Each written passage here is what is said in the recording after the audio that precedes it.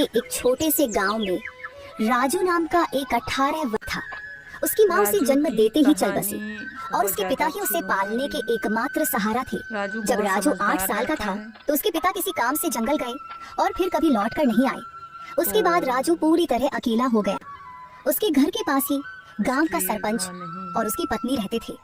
उन्होंने ही राजू को पाला। ये लो राजू बेटा, ये खाना खा लो और अगर कम पड़े तो मुझसे आकर ले लेना। अरे मौसी, मैं कब तक आपके ऊपर बोझ बनकर बैठा रहूंगा? अब तो मुझे शर्म आती है। अरे बेटा, ये तुम कैसी बातें कर रहे हो? अगर तुम हमारे अपने बच्चे नहीं हो तो इसका मतलब थोड़े ना है कि तुम हम पर कोई बोझ हो। आगे से ऐसी बात मत करना। चुपचाप ये खाना खाओ। यह कहकर सरपंच की पत्नी सीमा वहाँ से चली गई। राजू ने आराम से खाना खाया। खाने के बाद दिखाई दिए। राजू ने उन्हें देखा और सीधे उनके पास जा पहुंचा। राजू बेटा, खाना खा लिया है ना? जी सरपंच साहब, अभी मोसी खाना देकर गई थी और मैं वही खाकर घर से निकला हूँ। हाँ, अच्छा किया। अब तुम बड़े हो गए हो बेटे, अपना ख्याल रखना सीखो। जी सरपंच जी, 8 वर्ष की उम्र से लेकर अब तक आप ही मेरा ख्याल रखते आए हैं, पर अब मुझे शर्म आने लगी है। अब मैं कुछ काम करना चाहता हूँ। इसमें शर्म की क्या बात है बेटा? हमने तो हमेशा तुम्हें अपना ही माना है। लेकिन अगर तुम्हारा मन फिर भी कुछ करने का है तो सुनो, वहाँ जाकर लकड़ियाँ काट सकते हो या शहद इकट्ठा कर सकते हो। जी सरपंच जी, मैं कल ही जंगल जाऊंगा। अब समय आ गया है कि मैं अपने लिए और आपके लिए कुछ कर दिखाऊं। अगले दिन राजू एक कुल्हाड़ी लेकर जंगल की ओर चल पड़ा। कुछ भी कहो, सरपंच जी ने बचपन से लेकर अब तक मेरी बहुत मदद की है। अब समय आ गया है कि मैं अपने पैरों पर खड़ा होकर दिखाऊं। अचानक उसकी नजर एक कोयल पर पड़ी जो उसे बड़े ध्यान से देख रही थी। अरे, यह कोयल मुझे इतनी गौर से क्यों देख रही है? इसका आकार तो बाकी कोयलों से बड़ा है और देखने में भी यह कुछ डरावनी लग रही है। राजू ने अभी इतना ही कहा था कि तभी कोयल उड़ती हुई उसके पास आ गई और इंसानी आवाज में बोली, मैं तुम्हें भली भांति पहचानती हूँ। तुम्हारा नाम राजू है और तुम मोहन के बेटे हो। कोयल को बोलते हुए देखकर राजू बहुत डर गया और बोला, ये कैसे मुमकिन है? तुम तो कोयल हो, फिर इंसानी आवाज में कैसे बात कर रही हो? शायद ये मेरी आंखों का धोखा है। भला कोई कोयल इंसानों की तरह बोल सकती है? नहीं, यह तुम्हारी आंखों का धोखा नहीं है। मैं सचमुच बोलने वाली कोयल हूँ। असल में मैं भी कभी इंसान थी, लेकिन एक तांत्रिक ने मुझ पर श्राप दे दिया और मैं कोयल की शक्ल में बदल गई। मैं तुम्हारे पिता के रहस्यों के बारे में सब कुछ जानती हूँ। कुछ समय पहले जंगल गए थे और फिर कभी वापस नहीं आए। तुम्हारी बात पर विश्वास करूँ? कभी सोचा है तुमने? तुम पिछले कई वर्षों से बिना पिता के रह रहे हो, लेकिन गांव में कोई भी तुम्हारे पिता के बारे में बात नहीं करता। तुम्हारी कोई मदद नहीं करता सिवाय तुम्हारे गांव के सरपंच के। लेकिन मैं तुम्हारे पिता के बारे में सब कुछ बता सकती हूँ। तुम्हारे पिता अभी जिंदा है और मुझे यह भी पता है कि वे कहाँ हैं। अच्छा तो बताओ, मेरे पिता कहाँ हैं? मैं उनसे मिलना चाहता हूँ। मैं तुम्हें जरूर बताऊंगी, मगर उससे पहले तुम्हें मुझे इस श्राप से मुक्त कराना होगा। राजू को न जाने क्यों उस कोयल से डर महसूस होने लगा। अरे, मुझे तो लगता है कि यह कोई राक्षस है जो मुझे अपने जाल में फंसा रहा है। मुझे यहाँ से भागना होगा। ये सोचते ही राजू तेजी से गांव की ओर दौड़ पड़ा और कुछ दूर पहुंचकर राजू हांफते हुए बोला, अरे बाप रे, ये जंगल तो बहुत खतरनाक है। यहाँ तो जानवर भी इंसानों की तरह बातें करते हैं। मुझे तो लगता है कि वह जरूर कोई राक्षस था। मैं अब कभी उस जंगल में नहीं जाऊंगा। अभी राजू के लिए खाना लेकर आ गई और राजू को घबराया हुआ देखकर वह बोली, अरे राजू बेटा, ये घबराए हुए क्यों हो और तुम्हें पसीना भी आ रहा है? सब खैरियत तो है ना? कुछ नहीं मौसी, बस थोड़ा सा सिर दर्द हो रहा था। अरे बेटा, अगर तबीयत ठीक नहीं है तो काम मत करो। लो, पहले ये खाना खा लो और थोड़ा आराम कर लो। राजू ने मौसी से सर दर्द का बहाना बनाकर सच्चाई छिपा ली।